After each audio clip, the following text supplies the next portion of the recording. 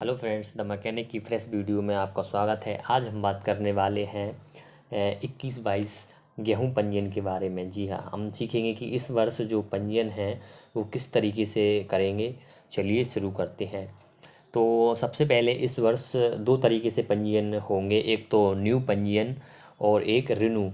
New पंजीयन में जो पिछली साल जो डाटा फिल किया था उस तरीके से होंगे, और रिन्यू में जो पिछले साल के जो पंजीयन हैं उसके अकॉर्डिंग ही मोबाइल नंबर या समग्र आईडी या किसान कोड के ज़रिए रिन्यू होंगे। तो चलिए शुरू करते हैं। सबसे पहले आपके सिस्टम में पीसी में आपको एक कोई सा ब्राउज़र ओपन कर लेना है। इसके बाद आपको टाइप करना है उपार्जन। तो ई उपार्जन टाइप करने के बाद आपके सामने फर्स्ट जो वेबसाइट खुल के आएगी www.mpe-uparjan.nic.in, इस पर आपको क्लिक करना है। सिंपली इस पर क्लिक करने के बाद आपके सामने मध्य प्रदेश ई उपार्जन का पोर्टल खुल के सामने आ जाएगा। इसके बाद आपको यहाँ पे ये व्हीट जो गेहूँ लिखा है, यहाँ पे रवि 21-22 न्यू, यहाँ पे आपको क्लिक करना है। इसके बाद आपको पंजीयन केंद्र पे जाना है। पंजीयन केंद्र जाने के बाद आपके सामने इस तरीके से इंटरफेस आ जाएगा। यहाँ पे आपको इन्फॉर्मेशन फिल कर लेनी है। सबसे पहले आपको अपना ज़िला सेलेक्ट करना है। तो मेरे केस में मेरा ज़िला है अशोकनगर। इसके बाद आपको सिंपली थोड़ा सा वेट करना है। इसके बाद पंजीयन केंद्र सेलेक्ट कर लेना है। तो मेरा है 23460080 ईसागढ़। इसके बाद आपको ऑपरेटर सेलेक्ट कर लेना है, जो भी ऑपरेटर हैं। इसके बाद ये आपको यहाँ पे सिंपली क्लिक करना है, जो कि मेरे केस में मैंने पहले से ही OTP जनरेट कर लिया है। अभी यहाँ पे लिखा है ना रीसेंट OTP, आपको आएगा जनरेट OTP। जैसे आप फर्स्ट टाइम अगर लॉगिन करोगे तो उसका ऑप्शन आएगा। तो चलिए, मेरे केस में मैंने पहले से ही इसको OTP सेंड कर ली थी। इसके बाद आपको कैप्चा फिल करना है 9238 और सिंपली लॉगिन कर लेना है। तो देख सकते हैं पोर्टल खुल के सामने आ गया है। यहाँ पे मेरी समिति का नाम लिखा है और यहाँ पे ये डेट लिखी है। तो 25 जनवरी 2021 से पंजीयन चालू हो गए थे, और जिसकी लास्ट डेट है 20 फरवरी 21 तक किए जाएंगे। इसके बाद आपको पंजीयन करने के लिए मास्टर पे आना है और यहाँ पे रिन्यू करें, पुराने किसान पंजीयन को रिन्यू करें, यहाँ पे सिंपली आपको क्लिक कर देना है। इसके बाद पुराने किसान पंजीयन को रिन्यू करें, मोबाइल नंबर या किसान कोड या समग्र से ढूंढें। आपके पास या तो पुराना पंजीयन होना चाहिए, पुराना पंजीयन नहीं है तो आपको मोबाइल नंबर या समग्र आईडी या किसान कोड, तीनों में से एक कोई भी चीज़ याद होनी चाहिए। तो मेरे केस में तो मेरे पास मेरा मोबाइल नंबर है। तो चलिए मैं यहाँ पे फिल कर लेता हूँ।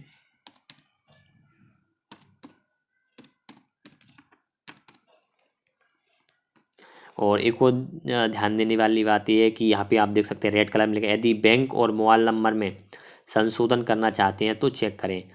तो अगर पिछले वर्ष के पंजीयन में अगर आपके बाय मिस्टेक कोई भी गलती हो गई हो, जैसे कि बैंक नंबर या मोबाइल नंबर में, या इस बार आप मोबाइल नंबर चेंज करना चाहते हो, तो यहाँ पे आप क्लिक करके कर सकते हो। मेरे केस में मैं अभी नहीं करना चाहता, मेरा बैंक नंबर भी सही था और मोबाइल नंबर भी मैं ये रखना चाहता हूँ।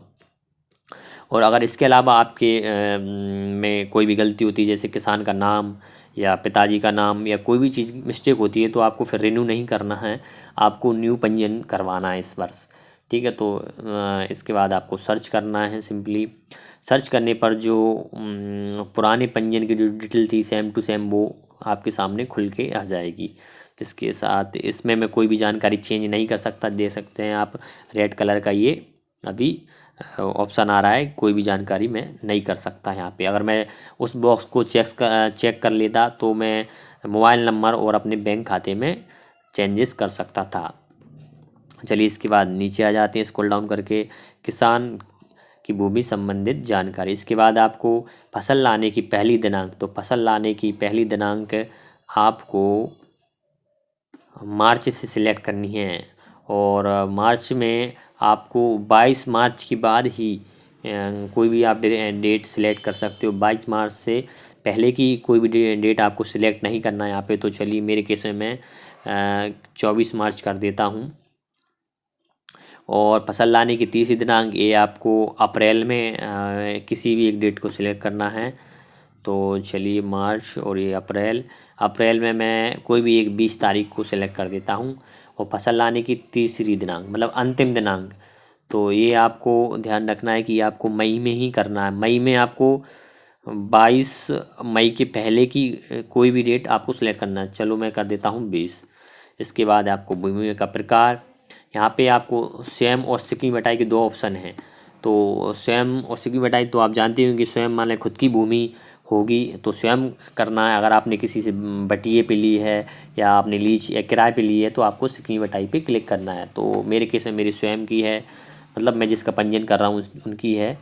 और तहसील आपको यहाँ ईसागढ़ सेलेक्ट करेंगे तो ऑटोमेटिक ही आपके सामने देखना ये हमारा खसरा नंबर आ गया है। तो इस तरीके से ये हमारा खसरा नंबर आ गया है। अब यहाँ पे एक इस साल एक न्यू ऑप्शन खुलने लगा। पिछली साल वो ऑप्शन नहीं था। ये भंडारण स्थल फसल कटाई उपरांत कहाँ रखी जाएगी। तो यहाँ पे आपको ध्यान रखना है, यहाँ पे आप कुछ भी मत भर देना। आपके जो मुंशी हैं या आपकी जो समिति प्रबंधक हैं आप उनसे पूछ लेना कि जो खरीदी होगी इस बार भंडारण केंद्र मतलब कौन सा रहेगा या वेयर हाउस। तो मेरे केस में मेरा वेयर हाउस मुझे पता है, तो चलिए मैं भर लेता हूँ DRE Chandresh warehouse Isagarh. इसके बाद आपको यहाँ पे चुने पे क्लिक कर लेना है और ये देख सकते हैं रकबा आ रहा है और रकबा सचित में भी इतना आ रहा हो। मेरी फसल यहाँ पे गेहूँ। इसके बाद आपको भूमि की जानकारी जोड़ें इस पर क्लिक करना है और जैसे ही आप जोड़े पे क्लिक करेंगे तो ये नीचे मेरी भूमि जुड़ चुकी है। अगर आपको डिलीट करना हो तो आप डिलीट भी कर सकते हैं। और फिर इसके बाद आपको ऑपरेटर द्वारा सत्यापन पे क्लिक करना है और सत्यापन में ध्यान देख लेना आप सभी चीज़ें सही हों और डेट भी सही हो। उसके बाद आपको सिंपली सेव पे क्लिक कर देना है। सेव पे क्लिक करने के बाद एक पॉपअप मैसेज आ गया, भूमि की जानकारी प्रविष्ट हो गई है। तो इसके बाद आपको सिंपली ये हमारा किसान कोड है। तो किसान कोड चूँकि हम देख लेते हैं एक बार, इस बार क्या नया जनरेट हो रहा है या पुराना।